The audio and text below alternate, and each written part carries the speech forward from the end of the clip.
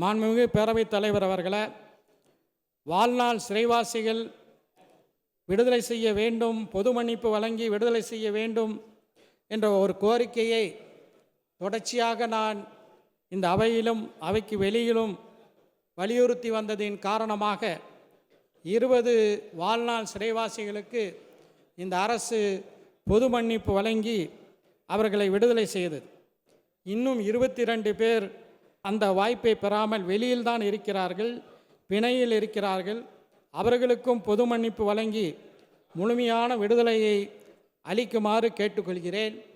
நான் இந்த அவையில் பேரவைத் தலைவர் அவர்களே, மாண்புமிகு உறுப்பினருடைய கோரிக்கையை நம்முடைய மாண்புமிகு முதலமைச்சர் அவர்கள் கனிவோடு பரிவோடு பரிசீலித்து 20 பேருக்கு இன்றைக்கு முன்விடுதலை தந்திருக்கின்றார்கள்.